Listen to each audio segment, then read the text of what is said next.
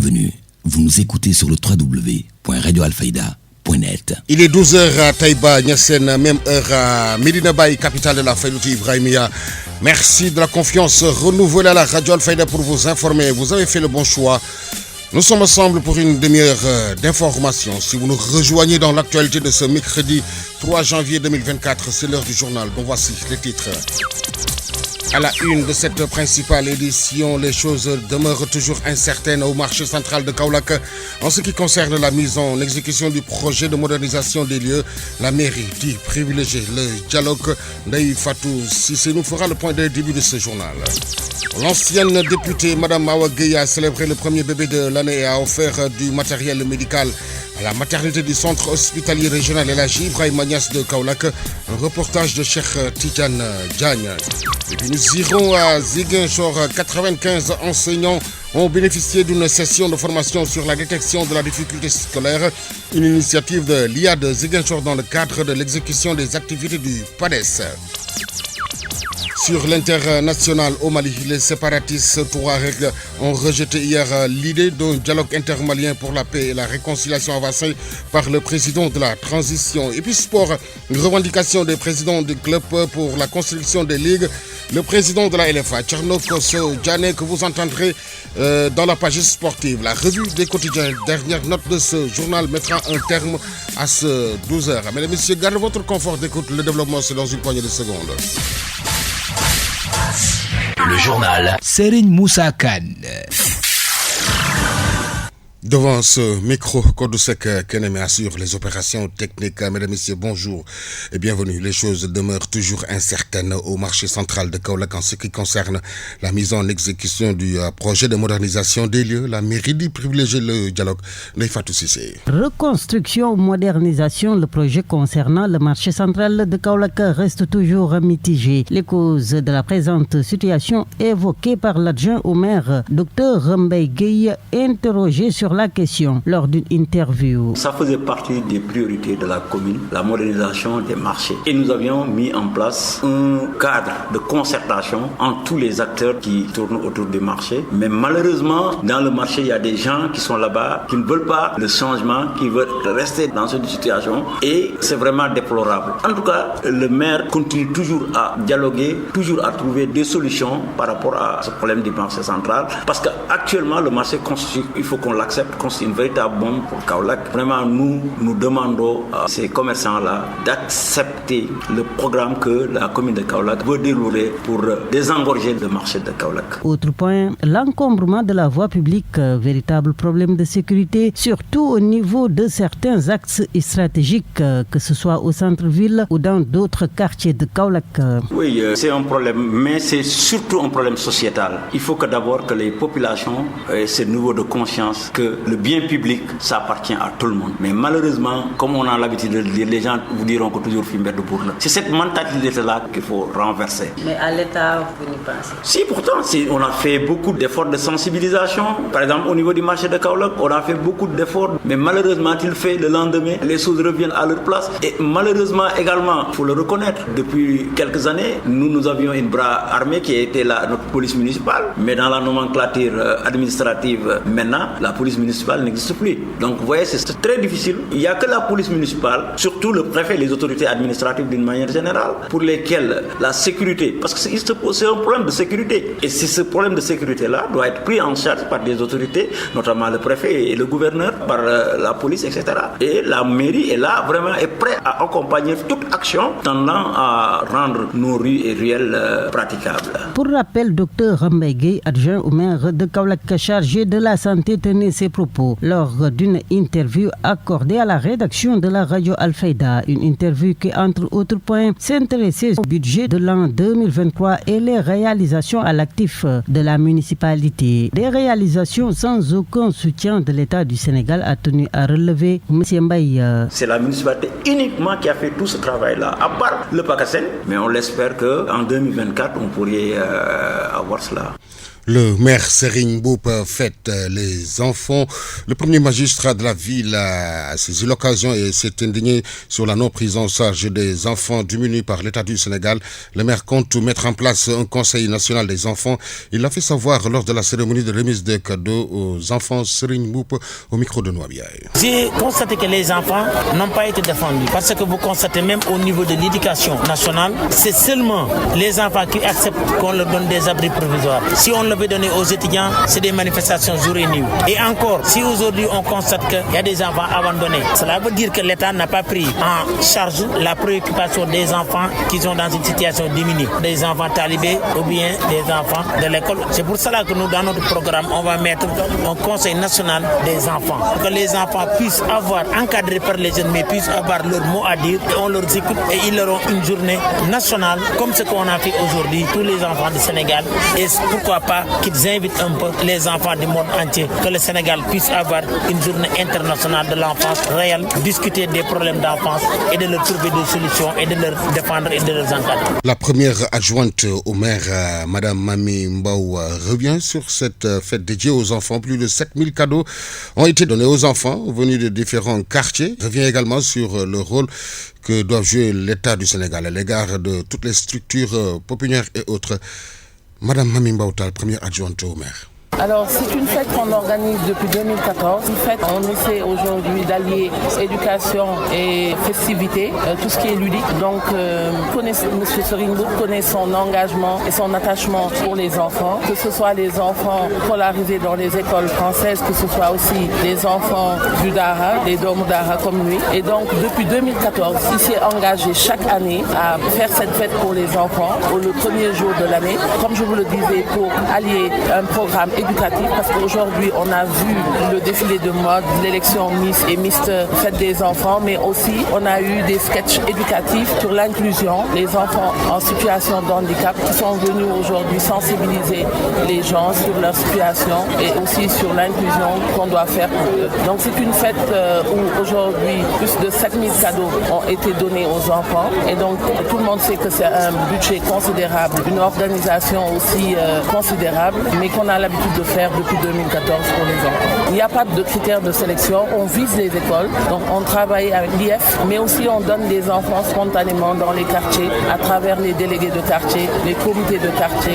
Peut-être que, en fait, dans la distribution, il y a aussi les quartiers qui sont les plus défavorisés, qui sont plus fournis en nombre de cartes, donc une carte égale un cadeau, et donc c'est juste ça. Donc comme c'est une fête pour les enfants, il ne peut pas y avoir de grands critères de discrimination. Oui, parce qu'aujourd'hui, ce sont les enfants qui sont l'avenir du Sénégal, qui deviendront les présidents de la République du Sénégal, les présidents de l'Assemblée, les cadres du Sénégal. Donc il est important de les éduquer depuis enfants, de leur inculquer ces valeurs qui sont le job, le partage, les exemples, les références, parce que je pense que Monsieur le maire est une référence pour les enfants. Essayer de leur dire que tout est possible et essayer aujourd'hui de leur faire adopter le slogan qui est le sien, c'est-à-dire oser entreprendre. Qui ose pourra. Donc moi je pense que le premier appel qu'on va lancer, c'est à l'égard de l'État, que l'État a un rôle de régulation, l'État a un rôle de soutien par rapport à toutes ces structures, les pouponnières et tout. Donc qu'on essaie de régulariser, de se conformer. Parce qu'un pays doit être régi par des lois et des règlements qui aujourd'hui pourront permettre d'encadrer tout ça.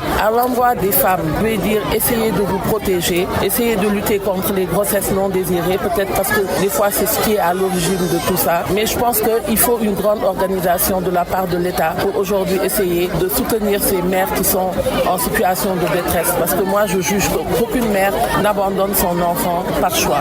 12h, bientôt 9 minutes, Code sec Keneme. L'épanouissement de l'enfant exige des sacrifices. Le porte-parole de la ministre Maria Massar Laminli revient sur les objectifs de leur activité organisée à l'endroit des enfants. Il est ici au micro de Noabiaye. L'objectif visé aujourd'hui, c'est de rendre heureux tous ces enfants démunis et qui ont besoin d'être choyés, montrés à travers le monde pour qu'ils qu'ils puissent savoir que même les enfants qui sont démunis ont le droit d'être heureux. Il est de coutume, à chaque fois, à la fin de l'année, Madame le ministre prime des enfants qui ont été choisis dans les quartiers, sans distinction de parti, sans distinction d'ethnie, sans discrimination aucune. Nous choisissons nos lauréats par rapport à des critères.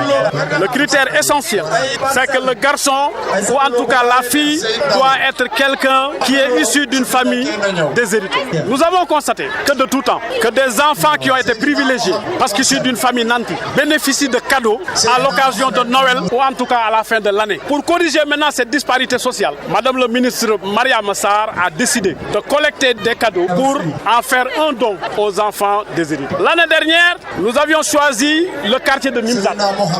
Nous l'avons fait là-bas. Nous y avions associé aussi le quartier de Fachatiyan l'année dernière aussi. Cette année, nous avons décidé d'augmenter la masse de cadeaux et par conséquent les ayants droit. Nous avons choisi 400 enfants pour leur donner à chaque enfant son cadeau. C'est un mariage que Mariama Sarr avait déjà uni avec les enfants de Kaolack alors qu'elle était mairesse de la commune. Pendant ces années de son mandat, il n'y a pas une seule année où Madame le ministre Mariama Sarr a fait son arbre de Noël et a donné des cadeaux à ceux-là qui en avaient besoin. Il est en train de rééditer cet acte-là pour montrer à qui veut le savoir que Mariama Sarr n'a pas besoin d'être maire pour servir Kaolack. Mariama Sarr est une servitrice de Kaolack, quel que sera son rang social. Arbre de Noël organisé par Madame Mariam Sarr. Occasion saisie pour Lamine Ly de faire une pierre deux coups sur la sortie restante de Mambéignan de ne pas soutenir le candidat de la coalition Benno Bokk Yakaar Amadou Ba. Réécoutons-le. Mambéignan, c'est un camarade de parti. Mais cela montre nettement que dans notre parti, il y a la démocratie. Si une personne pense que comment les choses marchent ne lui convient pas, il a le droit de prendre la parole et dire comment il souhaiterait que cela se fasse. C'est ça la loi de la démocratie. Mais cela ne nous ébranle pas. Parce que nous savons que tôt ou tard, Mambéignan va regagner les rangs. Nous sommes un parti organisé, nous sommes un parti discipliné. Quoique nous soyons un parti démocratique, mais nous sommes aussi un parti discipliné. Au besoin, je pense que les responsables qui sont au sommet vont le rappeler à l'ordre. En ce qui concerne maintenant l'opposition, mais c'est normal, nous sommes la bête à abattre parce que nous sommes devant. Quand on est devant, on reçoit les coups derrière. On ne peut pas recevoir des coups derrière quand on est derrière quelqu'un. C'est parce que Amadou Ba est devant ses concurrents. Comme on le dit en Wolof, les chiens qui sont en bas, qui passent toute la nuit durant à hurler, ne peuvent pas empêcher la lune qui est en haut de continuer sa trajectoire. Vous suivez le journal. Sur la 90.1, émettons depuis Medina Baye, immeuble Cheikh Imam Hassan Cissé, studio Ali Momar Alilo. Il est exactement 12h12 à l'hôpital El Hadji Ibrahima Niass de Kaolack où l'ancien député Madame Awa Gueye a célébré le premier bébé de l'année et a offert du matériel médical à la maternité du centre hospitalier El Hadji Ibrahima Niass de Kaolack. Reportage de Cheikh Tidiane Diagne. La responsable politique de la coalition Benno Bokk Yakaar, Madame Awa Gueye, a encore célébré le premier bébé de l'année édition 2024. Donc c'est toujours un honneur pour moi de revenir à l'hôpital régional où je suis née pour accompagner le premier bébé de l'année. C'est une cérémonie solennelle qui est entrée dans l'histoire de Kaolack, l'histoire de l'hôpital régional de Kaolack. Et c'est l'occasion pour moi de féliciter la maman, prier aussi pour le bébé, mais féliciter également l'équipe qui a accompagné la maman et qui a permis donc la naissance de cette très belle jeune fille. Alors donc je les félicite vivement et je profite aussi pour remercier la directrice de l'hôpital régional de Kaolack. J'en profite également pour faire un appel à l'État. Demander à l'État d'être beaucoup plus vigilant, de mettre les projecteurs sur cette couche vulnérable qu'est la petite enfance, mais surtout pour prendre en charge la question de la santé de la mère et de l'enfant. Je demande à l'État d'être beaucoup plus proactif pour pouvoir anticiper sur la question de la mortalité maternelle, la mortalité infantile, mais également la question de la malnutrition. La mère du premier bébé de l'année 2024 répond au nom de Madame Ndiaye, Marem Ndiaye. Âgée de 17 ans, habitante de Keur Madiabel, affiche sa joie après avoir reçu l'aide de l'initiatrice. Docteur taxaw nañ ma yàlla def lu gën tamit dina dimbale sama borom kër bu baax a baax que amaana waroon na def lii genn wàll gi yëpp ñëw na amaana sax dañuy wax ne lépp ñëw na. L'ancienne députée a été accompagnée par une forte délégation dont Madame Awa Sow, au Conseil des collectivités territoriales du Sénégal. Cheikh Tidiane Diagne, elle en a profité également pour parler de la politique, Madame Awa Gueye, sur la prochaine élection présidentielle et le discours du président de la République et son bilan. Réécoutons-la toujours au micro de Cheikh Tidiane Diagne. Nous profitons vers des élections présidentielles. Nous savons que le Sénégal est une démocratie majeure, mais cette élection présidentielle se passe dans un contexte assez inédit. Inédit parce que le président de la République en action, le président Macky Sall, ne participera pas à cette élection présidentielle. Et c'est l'occasion pour nous de féliciter son Excellence Monsieur le Président de la République pour cette décision, mais également le féliciter pour le bon travail et la bonne gestion de l'État depuis 2012 à nos jours. Hier, nous avons tous suivi le message à la nation, qui est un message bilan, mais nous savons en fait que tout ce que le Président de la République a fait dans le Sénégal, il ne peut pas le résumer dans un discours à la nation. Et c'est pourquoi nous demandons à la population, mais nous demandons surtout à la jeunesse d'aller voter calmement, dans la paix, dans la sérénité, parce que je le dis tout le temps, le Sénégal est une démocratie majeure. On vote le dimanche et le lundi, les gens vont travailler calmement. Nous demandons à Dieu maintenant de donner la victoire à notre candidat Amadou Ba, parce que ce que nous voulons, nous, c'est la continuité. Parce que le bilan exceptionnel de son Excellence, Monsieur le Président de la République, au plan des infrastructures, au plan de l'électrification, au plan de l'assainissement, au plan de l'hydraulique et au plan du matériel d'allègement des femmes, nous voulons quelqu'un qui vient continuer en fait ce bilan-là. Nous ne voulons pas de changement, nous ne voulons pas de rupture. Ce que nous voulons, c'est la continuité de ce que le Président de la République a fait au Sénégal de 2012 à nos jours. Adam Ndir, le responsable administratif et financier de l'hôpital El Hadji Ibrahima Niass de Kaolack, après avoir remercié l'initiatrice qui les a permis d'exécuter la politique sociale de l'établissement. Adam Ndir au micro de Cheikh Tidiane Diagne. Je suis venu aujourd'hui avec le responsable du service social, Mohamedou Ndiaye, avec Dr Sen, gynécologue, chef de service par intérim de la maternité, pour venir célébrer avec honorable député Awa Gueye la fête, le premier bébé de l'année. Vraiment, nous la remercions, c'est pas la première. Et là, ça commence à durer. Comment ça commence à durer? Il va falloir qu'on essaye de revoir le format. Parce que vraiment, chaque année, elle le fait. Et là, elle nous permet d'exécuter en même temps la politique sociale de l'établissement. Donc, soyez-en remerciés, madame honorable député, pour dire que vraiment, là, nous sommes très heureux encore de refaire le même événement cette année-ci. Aujourd'hui, la particularité de cette année, c'est le matériel médical qui a été offert par honorable député destiné à la maternité de l'hôpital. Ce matériel-là vient encore relever le plateau technique et est composé de concentrateurs d'oxygène, nébuliseurs, oxymètres de poudre, aspirateurs, masques à oxygène, lampes photothérapie, tensiomètre, stéthoscope et thermoflage. Ça vient encore au moins relever le plateau technique et ça vient aussi nous permettre d'assurer la référence au niveau interne. Donc, madame honorable, soyez-en remerciés, vous et toute l'équipe. Si vous nous rejoignez dans l'actualité de ce mercredi 3 janvier 2024, vous nous suivez également sur le www.radioalfayda.net. Bientôt 12h18. L'info se poursuit sur la 90.1. Vous suivez le journal. Direction Khelcom Biram, une commune située dans le département de Guinguinéo. Le maire Jaraf Alassane Ndao allège les travaux domestiques des femmes de 5 villages, 5 moulins à 1000 électriques offerts. La cérémonie a eu lieu ce week-end. Le maire de la commune de Khelcom Biram dans le département de Guinguinéo a reconnu les nombreuses difficultés que rencontrent quotidiennement les femmes pour subvenir aux besoins de leurs familles respectives. Ainsi, il avait promis au groupement de femmes des villages de sa commune de Moulins à 1000 pour les soulager dans la gestion des tâches ménagères. Jaraf Alassane Ndao. L'objectif, c'est toujours d'alléger vraiment le travail des femmes et à travers nos actions communales. On l'avait prévu dans notre programme d'acheter au moins chaque année 5, 6 voire 7 moulins à 1000 qu'on va distribuer au niveau des différents groupements féminins. Ça fait 5 machines, sinon une commune qui compte au moins 32 villages. Mais nous nous sommes dit qu'au moins pendant 4-5 ans, si nous faisons chaque année 6, 5, 7 machines, nous pourrons à la fin de notre mandat pouvoir approvisionner tous les villages d'un moulin électrique. Diaglengor, Touba Diaglé, Tcholongan, Khayor, Dien, de Fankoli. Pour l'instant, ce sont ces villages qui ont pu bénéficier de cette dotation. transformation. Très satisfait de l'acte que vient de poser le maire Djaraf Alassane Ndao à l'endroit de sa population, a indiqué: Je m'appelle Mandela Faye pour la remise des moulins à mil décernés par les femmes de la commune de Khelcom Biram. Vraiment, nous remercions monsieur le maire parce qu'il avait promis aux femmes des moulins, donc il l'a fait. Nous le remercions vraiment. Toutefois, le maire de la commune de Khelcom Biram, Djaraf Alassane Ndao, a invité les bénéficiaires de bien entretenir ces outils.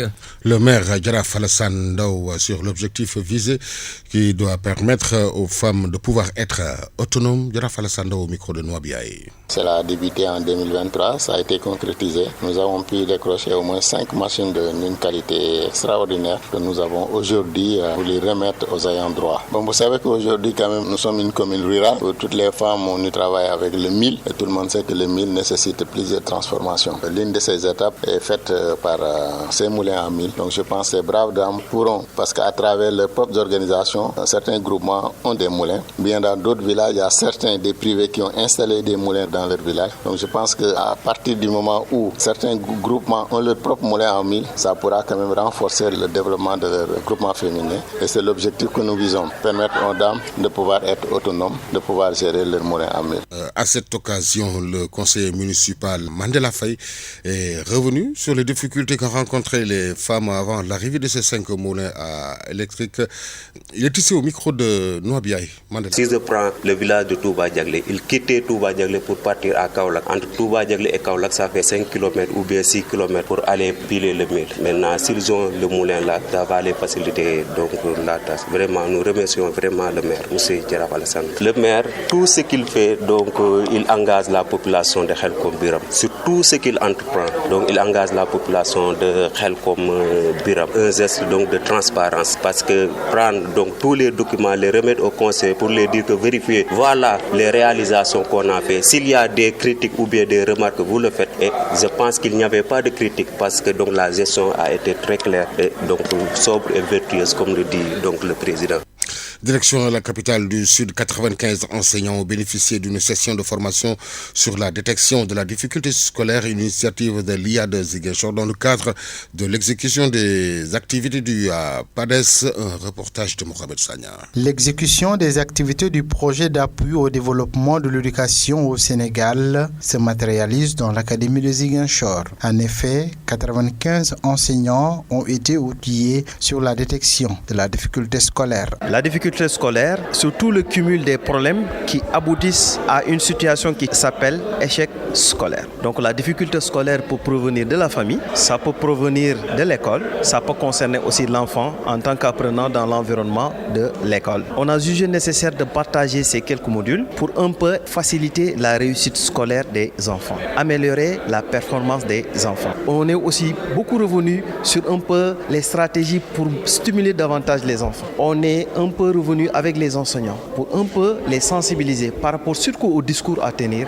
devant ces enfants-là. Plusieurs modules sur l'identification des facteurs favorisant la difficulté scolaire ont été abordés durant cette session de capacitation. Les bénéficiaires ont magnifié cette initiative. C'est une séance vraiment bénéfique pour nous en tant qu'éducateurs et surtout enseignants dans les écoles. Nous travaillons avec des enfants. On a vraiment besoin de formations comme ça pour pouvoir comprendre les enfants avec qui nous travaillons, mais aussi comprendre leurs difficultés afin de pouvoir les aider à surmonter ces difficultés et parvenir à de très bons résultats scolaires. Tout à fait, parce que c'est ce qu'on fait déjà dans nos salles de classe, dans nos lieux d'enseignement. Maintenant, à l'issue de cette formation, on peut dire que les choses vont se renforcer davantage. Parce que si on faisait à un pourcentage, là, on va l'augmenter, on va doubler d'efforts. Beaucoup d'enfants en difficulté scolaire dans les établissements bénéficieront d'un suivi par ces enseignants afin que leur situation soit améliorée. Al-Fayda FM Ziguinchor, Mohamed Sagna.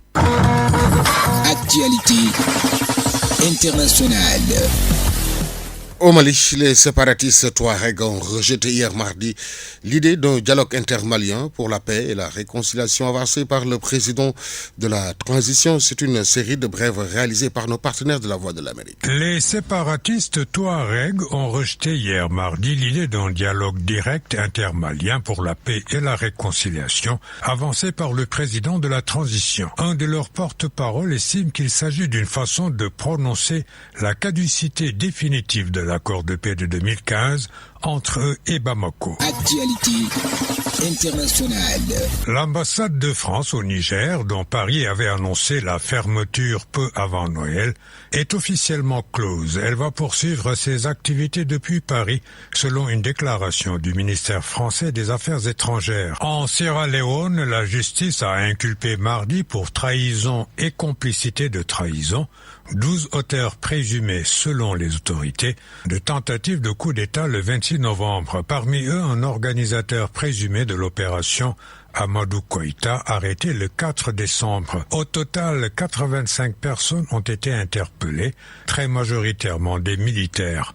Ancien militaire et garde du corps de l'ex-président Ernest Bai Koroma, M. Koïta a été largement suivi sur les réseaux sociaux où il critiquait le gouvernement du président Julius Maada Bio, selon la police. Actualité internationale.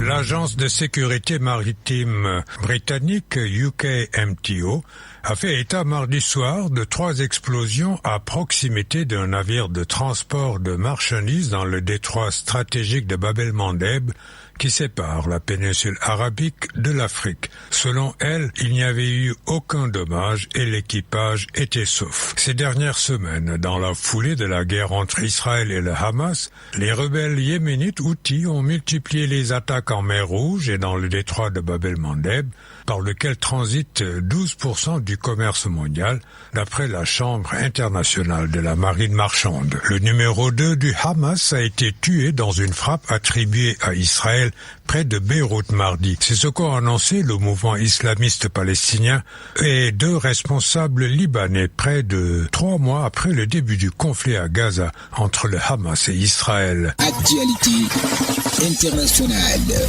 Le département d'État américain a critiqué mardi des commentaires récents de 2 membres du gouvernement ultra-conservateur du Premier ministre israélien Benjamin Netanyahou qui ont prôné la réinstallation des Palestiniens hors de Gaza, dénonçant une rhétorique inflammatoire et irresponsable.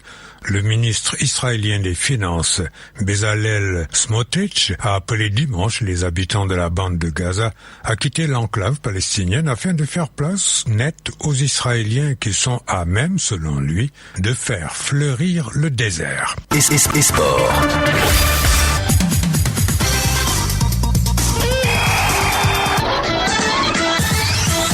Une page sportive que nous ouvrons avec la LFA, Tcherno Kossadjari, le président, qui revient sur la revendication des présidents des clubs l'endroit du président de la Fédération sénégalaise de football, Maître Augustin Senghor, augmenter leurs subventions, mais aussi la construction des ligues au niveau des régions.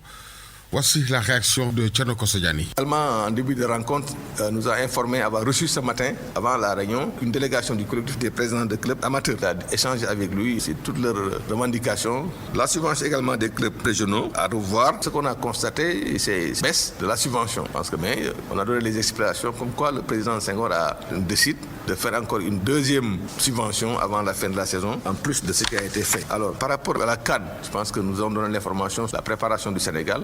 L'équipe est en train de se mettre en place. D'ailleurs, il est prévu le samedi prochain, le 8, match amical avec le Niger ici à Dakar, le 8. Le 9, au matin, la remise du drapeau par le chef de l'État. Le départ de l'équipe pour la Côte d'Ivoire, Yamoussoukro, qui sera notre camp de base, le 9 dans l'après-midi. Je pense qu'à ce niveau également, la fédération et le ministère sont en train de prendre toutes les dispositions nécessaires que véritablement les conditions se passent très bien et que le Sénégal puisse faire une bonne participation. On a également proposé, je pense qu'à la fédération, après avoir mis en place, construire les sièges pour des ligues, de demander à la fédération de désigner pour chaque ligue un administrateur qui est chargé de gérer l'infrastructure. On a également félicité le football féminin à travers sa présidente, notre collègue Céline Sec, pour les efforts qui sont en train d'être faits au niveau du football féminin et qui nous valent aujourd'hui une deuxième qualification consécutive à la Coupe d'Afrique qui aura lieu au Maroc. Je pense que ça aussi ça a été salué et elle a eu à bénéficier de tous les applaudissements, de toutes les félicitations des membres du conseil d'administration. En Europe, finale Trophée des champions. Ce soir, PSG joue contre Toulouse à 19h45. En Espagne, on joue là-bas la 19e journée de la Liga. Grenade-Cadix à 16h. Real Madrid, Mallorca 18h15. Celta Vigo, Betis, Séville et Gérone Atlético Madrid à 20h30. 8e de finale Coupe d'Italie à 17h. Atlanta Bergame, Sao Solo et Roma Cremonesi. 6e journée foot féminin D1. Première défaite de l'AS Bambey par les Aigles de Médina, 1-0. Les Médinoises restent leaders du classement avec 13 points. Jolof Olympique de Guédiawaye écrase AFA de Grand Yoff 3-0 qui reste deuxième. Dakar Sacré-Cœur et Casa Sport ont fait match nul 2 buts partout. Bonne opération de KFC qui bat Olympique de Ziguinchor 1-0. Amazon de Grand Yoff bat la Lanterne Rouge Gazelle de Bignona sur le score de 1-0. C'en est tout pour cette page sportive. La revue de presse. L'Obs place Le Soleil sur le quotidien, Walf le matin.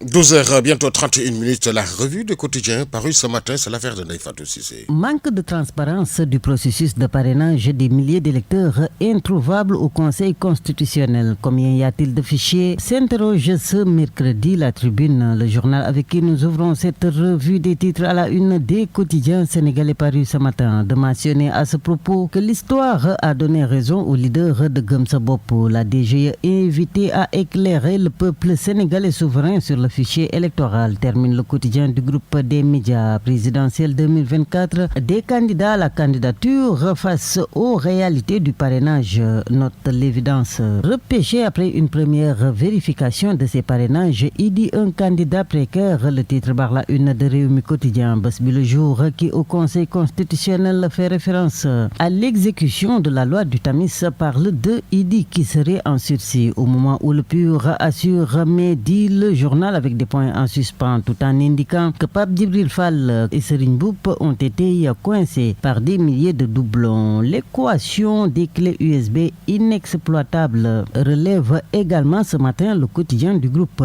Immédiat. Deuxième journée de contrôle des parrainages, des surprises et des échecs, écrit l'info. Le massacre se poursuit, dit Vox Populi. Seuls 2 candidats sur 20 ont passé le parrainage hier, renseigne la publication qui souligne que Idrissa Seck devra régulariser près de 8613 doublons externes. Et puis dans le même journal, la grève de 48 heures décrétée par la Fédération des syndicats de la santé. Pendant ce temps-là, dit Vox Populi, le Sudjus repart pour 72 heures. Hypocrisie, alliance de façade et meurtre politique, les dessous machiavéliques de l'affaire Sonko. Titre à la une du quotidien Le Mandat. Fille retrouvée morte et dénudée à Pékin-Est. Les Échos qui revient dans sa parution du jour sur ce qu'il appelle le meurtre par strangulation sur fond d'agression sexuelle, de souligner que le viol se précise et pour cause indique la publication. Le suspect était en caleçon et sous-vêtements déchirés.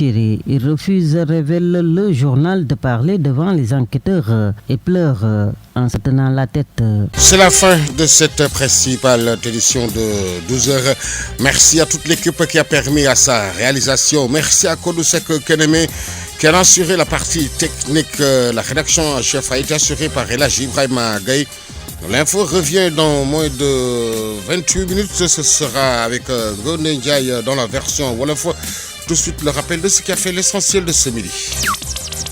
Les choses demeurent toujours incertaines au marché central de Kaolack en ce qui concerne la mise en exécution du projet de modernisation des lieux. La mairie dit privilégier le dialogue. Vous avez entendu le reportage de Neïfatou Cissé. L'ancienne députée Madame Awa Gueye a célébré le premier bébé de l'année et a offert du matériel médical à la maternité du centre hospitalier régional Elhaji Ibrahima Niass de Kaolack. Cheikh Tidiane Diagne nous a fait le point dans ce midi. Et puis Ziguinchor, où 95 enseignants ont bénéficié d'une session de formation sur la détection de la difficulté scolaire, une initiative de l'IA de Ziguinchor dans le cadre de l'exécution des activités du PADES. L'actualité internationale, la page sportive, la revue de quotidien, on met un terme à 12h, mesdames et messieurs. Merci de nous avoir suivis. Merci également de nous avoir accueillis dans l'intimité de chez vous. Merci, mais sachez que vous êtes la raison de notre passion et de notre engagement quotidien. Nous sommes reconnaissants de la confiance que vous nous accordez. Le journal Serigne Moussa Kane.